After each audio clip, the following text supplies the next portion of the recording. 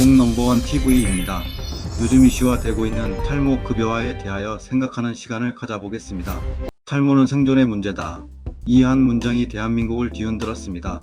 1,000만 명의 탈모 인구, 그들의 고통과 절실함, 우리는 결코 가볍게 볼 수 없습니다. 하지만 오늘 우리가 이야기할 것은 머리카락이 아닙니다. 바로 대한민국이라는 나라가 어떻게 선택하고 어떻게 살아남아 왔는지에 대한 이야기입니다. 1977년 전쟁의 폐허 위에서 시작된 하나의 약속. 이 땅에서는 돈이 없어도 치료받을 수 있다. 그 약속이 만들어낸 기적, 대한민국 건강보험. 세계가 부러워하고 선진국들이 배우러 오는 이 시스템이 지금 감정 앞에서 흔들리고 있습니다. 탈모 급여와 연간 최소 1조 원에서 최대 3조 6천억 원. 이 숫자가 의미하는 것은 무엇일까요? 그리고 그 돈으로 우리가 포기해야 하는 것은 무엇일까요? 오늘은 머리카락과 생명 사이, 감정과 원칙 사이 대한민국이 서 있는 그 선택의 순간을 이야기합니다. 진짜 생존의 문제는 따로 있습니다. 1977년 대한민국 1인당 GDP $1,000 세계 최빈국 수준이었던 이 나라에서 누군가는 꿈을 꾸었습니다. 가난해도 아프면 치료받을 수 있는 나라. 그해 7월 500명 이상 사업장을 대상으로 의료보험이 시작됐습니다. 미국은 여전히 민간보험 체계, 일본은 직장과 지역으로 나뉜 분절 체계를 유지하고 있을 때 대한민국은 다른 길을 선택했습니다. 1979년 공무원과 교직원, 1981년 자영업자까지 확대, 그리고 1989년 7월 1일 마침내 전 국민 의료보험이 완성됐습니다. 시작부터 완성까지 단 12년, 선진국들이 수십 년, 때로는 100년 넘게 걸린 일을 대한민국은 12년 만에 해냈습니다. 하지만 진짜 놀라운 건 속도가 아니었습니다. 바로 단일 보험 체계였습니다. 부자든 가난한 사람이든 서울 사람이든 시골 사람이든 모두가 하나의 보험으로 묶였습니다. 이게 얼마나 대단한 일인지 세계를 봐야 합니다. 미국 세계 최강 대국입니다. 하지만 의료비 파산이 전체 파산의 60%를 넘습니다. 암 진단받으면 치료비 걱정부터 해야 하는 나라입니다. 일본, 우리가 배우고 따라잡으려 했던 선진국입니다. 하지만 여전히 직장보험과 지역보험이 분리돼 있고 보험료도 제각각입니다. 유럽 선진국들 복지천국이라 불립니다. 하지만 대부분 보험료가 소득의 15%를 넘고 치료 대기 시간이 몇 달씩 걸립니다. 그런데 대한민국은 다릅니다. 보험료는 소득의 평균 7% 수준, 본인 부담금은 치료비의 20% 안팎, 중증질환은 5%까지 낮아집니다. 암 진단받아도, 심장병 걸려도, 희귀질환 판정받아도 이 나라에서는 치료를 포기하지 않습니다. 2019년 WHO 보고서 대한민국 건강보험은 재정 지속 가능성과 보장성 두 가지를 동시에 달성한 거의 유일한 사례로 평가받았습니다. OECD 국가들이 연구하러 오고 개발도상국들이 배우러 오는 시스템입니다. 이게 바로 대한민국이 만든 기적입니다. 그런데 이 기적은 어떻게 지켜져 왔을까요? 바로 선택입니다. 냉정하고 때로는 잔인해 보이는 선택들이었습니다. 모든 질병을 급여화할 수 없었습니다. 모든 치료를 보장할 수 없었습니다. 그래서 우선순위를 정했습니다. 생명과 직결된 것부터, 치료 효과가 명확한 것부터, 대체 불가능한 것부터였습니다. 암, 뇌혈관 질환, 심장 질환, 희귀난 지성 질환, 중증 외상. 여기에 재정을 집중했습니다. 2000년대 들어 항암제 하나를 급여화하는데도 수년씩 걸렸습니다. 수천 명의 환자가 기다리고 수백 건의 임상 데이터를 검토하고 수십 번의 전문가 회의를 거쳤습니다. 왜냐하면 한번 급여화하면 되돌릴 수 없기 때문입니다. 한번 재정이 무너지면 복구할 수 없기 때문입니다. 대한민국 건강보험은 감정이 아니라 원칙으로, 인기가 아니라 지속 가능성으로 움직여 왔습니다. 그래서 오늘까지 살아남았습니다. 그래서 세계가 부러워합니다. 그런데 지금 이 원칙이 흔들리고 있습니다. 대한민국 탈모 인구 1,000만 명. 이건 단순한 숫자가 아닙니다. 20대 청년이 거울 앞에서 느끼는 절망, 30대 직장인이 회의 중에 느끼는 시선, 40대 가장이 가족 사진 찍을 때 느끼는 위축감, 이 모든 것이 담긴 숫자입니다. 탈모 치료제 한 달 비용 평균 15만원에서 20만원, 1년이면 180만원에서 240만원입니다. 비급여이기 때문에 전액 본인 부담입니다. 그리고 탈모는 1년으로 끝나지 않습니다. 5년, 10년, 평생 동안 약을 먹어야 합니다. 누군가에게는 이게 진짜 생존의 문제입니다. 면접에서, 연애에서, 직장에서, 사회생활 전반에서 느끼는 차별과 편견, 그것이 만드는 정신적 고통과 경제적 부담. 우리는 이것을 결코 가볍게 볼 수 없습니다. 탈모로 고통받는 사람들의 목소리는 정당합니다. 그들의 요구는 충분히 이해할 수 있습니다. 하지만 정책은 감정만으로 만들 수 없습니다. 이제 숫자를 봐야 합니다. 탈모 인구 1000만 명, 만약 절반인 500만 명만 치료받는다고 가정해 봅시다. 1인당 연간 약값 20만원 최소 계산입니다. 500만 명 곱하기 20만원 1조 원입니다. 하지만 현실은 이것보다 훨씬 큽니다. 탈모 치료는 약만으로 끝나지 않습니다. 병원 진료비, 두피 관리, 모발 이식 시술까지 포함하면 1인당 연간 30만원에서 40만원을 훨씬 넘습니다. 그리고 급여화되면 더 많은 사람이 치료를 시작합니다. 지금까지 비용 때문에 포기했던 300만 명, 400만 명이 추가로 병원을 찾습니다. 보수적으로 계산해도 연간 2조 원, 낙관적 시나리오입니다. 현실적으로는 3조 원에서 3조 6천억 원까지 올라갈 수 있습니다. 이게 1년 비용입니다. 그런데 탈모 급여화는 1년으로 끝나지 않습니다. 평생 유지해야 하는 정책입니다. 10년이면 30조 원, 20년이면 60조 원입니다. 2023년 대한민국 건강보험 총 지출이 약 100조 원입니다. 탈모 급여화만으로 매년 3% 이상 건보 재정이 증가합니다. 그럼 이 돈은 어디서 나올까요? 건강보험 재정은 무한하지 않습니다. 매년 정부 예산과 국민이 내는 보험료로 운영됩니다. 2023년 기준 건보 누적 적자는 이미 수조 원에 달합니다. 고령화로 의료비는 매년 급증하고 신약 개발로 급여 대상은 계속 늘어납니다. 그 와중에 3조 원이 추가로 필요하다면 그 돈은 어디선가 빠져나와야 합니다. 보험료를 올릴까요? 국민 부담이 증가합니다. 다른 급여 항목을 줄일까요? 누군가는 치료를 포기해야 합니다. 신약 급여화를 미룰까요? 기다리던 환자들이 희망을 잃습니다. 이게 바로 선택의 문제입니다. 탈모 치료에 3조 원을 쓰는 순간 우리가 포기하는 것은 무엇일까요? 2023년 새로 급여화 신청된 항암제 20여 종 심사 대기 중입니다. 희귀질환 치료제 30여 종 예산 부족으로 보류됐습니다. 유전자 검사, 정밀의료, 면역치료 모두 비급여입니다. 왜냐하면 재정이 없기 때문입니다. 탈모 급여화 3조 원이면 항암제 10종 이상을 급여화할 수 있습니다. 희귀질환 치료제 20종 이상을 보장할 수 있습니다. 수만 명의 암 환자가, 수천 명의 희귀질환 환자가 치료 기회를 얻을 수 있습니다. 우리는 지금 선택해야 합니다. 항암제 하나를 급여화하는데 평균 2년에서 3년이 걸립니다. 왜 이렇게 오래 걸릴게요? 임상 데이터 검토, 치료 효과 분석, 비용 대비 효용성 평가, 환자 생존율 개선 정도, 부작용 위험도, 대체 치료법과의 비교, 수십 가지 기준을 통과해야 합니다. 그리고 마지막 관문, 재정 영향 평가입니다. 이 약을 급여화하면 연간 몇 명이 사용하고 총 비용은 얼마나 되고 건보 재정이 감당할 수 있는지를 계산합니다. 수천 명의 암 환자가 기다립니다. 가족들이 청원합니다. 의사들이 호소합니다. 그래도 기다려야 합니다. 왜냐하면 건강보험은 한번 무너지면 복구할 수 없기 때문입니다. 감정으로 정책을 만드는 순간 시스템 전체가 흔들립니다. 탈모 급여화는 이 원칙을 정면으로 위협합니다. 생존율 개선 효과가 없습니다. 생명과 직결되지 않습니다. 하지만 비용은 항암제 10종을 합친 것보다 큽니다. 이게 과연 정의로운 선택일까요? 서울 시내 한 대학병원 폐암 사기 진단받은 김모 씨, 62세입니다. 의사가 권한 표적 항암제 생존율을 2배 이상 높일 수 있다고 합니다.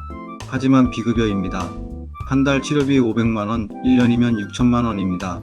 김 씨는 평생 모은 퇴직금을 털어 6개월 치료받고 결국 포기했습니다. 재정이 부족해서가 아닙니다. 급여 심사가 아직 진행 중이기 때문입니다. 부산의 한 어린이병원 희귀유전 질환을 가진 5세 아동이 있습니다. 미국 FDA 승인받은 치료제가 있습니다. 조기 치료하면 정상 생활 가능합니다.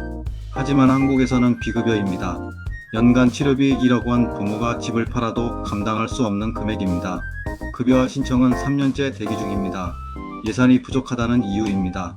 대전의 한 종합병원 혈액암 환자가 있습니다. 새로운 면역 치료제가 개발됐습니다. 완치 가능성이 있습니다. 하지만 급여 적용 안 됩니다. 1회 치료비 3천만원, 총 5회 필요합니다. 1억 5천만원 가족이 빚을 내도 불가능한 금액입니다. 이들은 지금 이 순간에도 기다리고 있습니다. 탈모 급여화 논쟁이 진행되는 동안 생명의 시간은 흘러가고 있습니다. 희귀질환 유병률 2만 명당 1명 이하인 질병입니다. 대한민국에는 약 100만 명의 희귀질환 환자가 있고 그중 30%가 영유아입니다. 척수성 근위축증 SMA라고 불리는 병이 있습니다. 근육이 서서히 마비되어 결국 호흡조차 할 수 없게 되는 병입니다. 치료제가 있습니다. 조기 투여하면 정상 발달 가능합니다.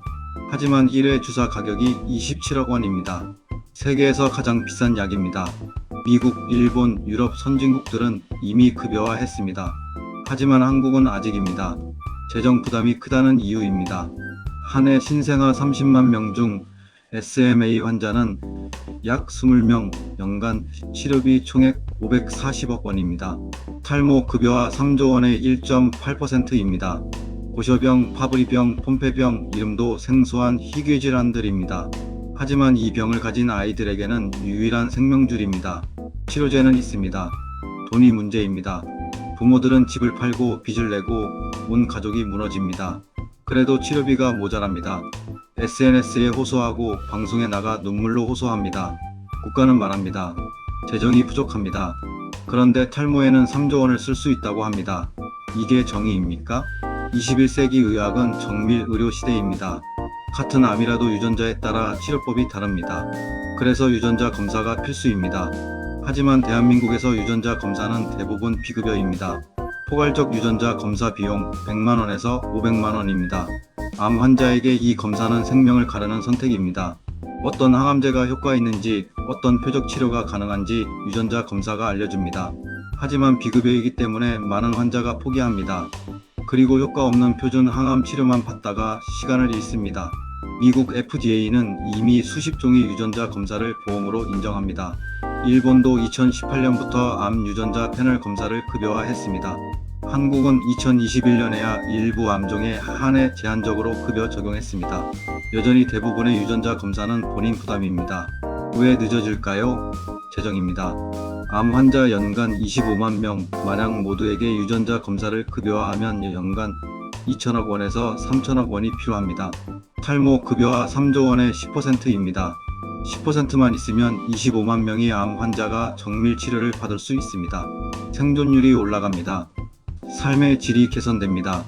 하지만 재정이 없습니다. 탈모에 3조 원을 쓰면 이 2천억 원도 없어집니다. 탈모는 고통입니다. 탈모는 삶의 질을 떨어뜨립니다. 하지만 탈모는 생명을 앗아가지 않습니다. 암은 생명을 앗아갑니다. 희귀질환은 아이의 미래를 앗아갑니다. 중증 외상은 가족을 앗아갑니다. 심장병은 한순간에 사람을 앗아갑니다. 건강보험은 한정된 자원입니다. 모든 것을 다 할 수 없습니다. 그래서 선택해야 합니다. 누구를 먼저 살릴 것인가? 무엇이 더 시급한가? 어디에 우선순위를 둘 것인가? 이건 차별이 아닙니다. 이건 책임입니다. 국가가 국민의 생명을 책임지는 방식입니다. 탈모로 고통받는 1000만 명도 소중합니다. 하지만 암으로 죽어가는 25만 명은 더 시급합니다. 희귀질환으로 고통받는 영유아는 더 절박합니다. 응급실에서 생사를 다투는 환자는 더 급합니다. 대한민국 건강보험이 위대한 이유는 이 우선순위를 지켜왔기 때문입니다. 감정에 흔들리지 않았기 때문입니다. 인기에 굴복하지 않았기 때문입니다. 그래서 오늘까지 이 시스템이 살아남았습니다. 탈모보다 먼저 살려야 할 생명이 있습니다. 이것이 진짜 생존의 문제입니다. 탈모 급여화합니다.